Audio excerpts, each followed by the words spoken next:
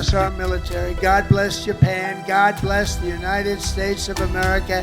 And God bless our Navy. Thank you, everybody. Donald Trump, যার এক কথায় নড়ে উঠে বিশ্ব রাজনীতি, কিন্তু এবার সেই ট্রাম্পকেই ধমকের সুরে প্রশ্ন ছুড়ে দিলেন মধ্যপ্রাচ্যের এক ধনকুবের। তিনি সরাসরি মার্কিন প্রেসিডেন্ট ডোনাল্ড ট্রাম্পকে লিখেছেন একটি খোলা চিঠি, আর সেই চিঠিতে করেছেন এমন কিছু প্রশ্ন যা এখন পুরো মধ্যপ্রাচ্যে আলোচনায় ঝড় তুলেছে। তিনি সরাসরি ট্রাম্পের কাছে জানতে চেয়েছেন, পুরো মধ্যপ্রাচ্যকে যুদ্ধে ঠেলে দেওয়ার ক্ষমতা আপনাকে কে দিয়েছে? এমন সোজাসাপটা চ্যালেঞ্জ হয়তো ট্রাম্প নিজেও কখনো কল্পনা করেননি। মধ্যপ্রাচ্যের সাম্প্রতিক উত্তেজনার মাঝেই প্রশ্ন ছুড়ে দিয়েছেন সংযুক্ত আরব আমিরাতের বিলিয়নিয়ার ব্যবসায়ী খালাফ আহমেদ আল হাফতুর। খালাফ আহমেদ আল হাফতুর মধ্যপ্রাচ্যের অন্যতম প্রভাবশালী ব্যবসায়ী ও বিলিয়নিয়ার।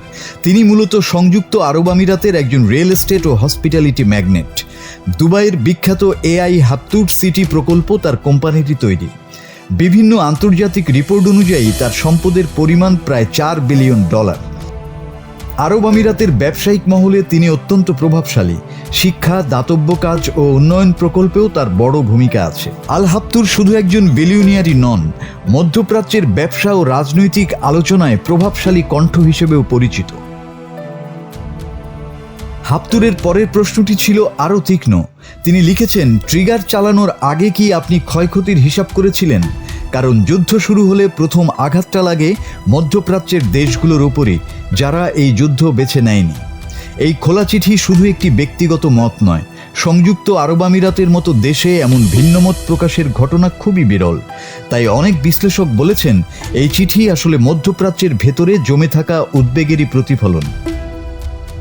হাফতুর আরও একটি প্রশ্ন তুলেছেন, যা আরও বেশি রাজনৈতিক।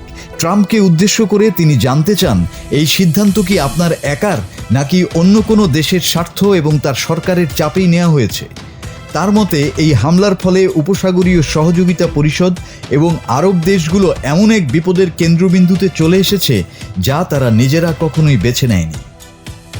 সবশেষে চিঠিতে তিনি যে মোক্ষম প্রশ্নটি করেছেন তা নিশ্চয়ই ট্রাম্পকে বিস্মিত করেছে।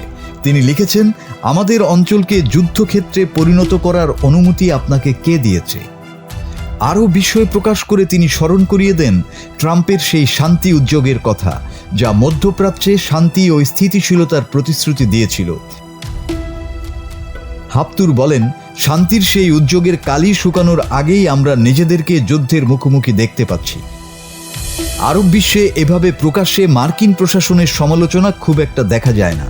তাই বিলিয়নিয়ার খালাফ আহমেদ আল হাফতুরের এই খোলা চিঠি এখন মধ্যপ্রাচ্যে আলোচনার তুঙ্গে। চিঠির শেষ লাইনটি পড়ে ট্রাম্প নিশ্চয়ই থমকে যাবেন। সেখানে লেখা ছিল, সত্যিকারের নেতৃত্ব যুদ্ধের সিদ্ধান্তে নয়, জ্ঞানে, অন্যের প্রতি সম্মান এবং শান্তি অর্জনের প্রচেষ্টা। মাসুদ হাসান, বাংলা টিভি।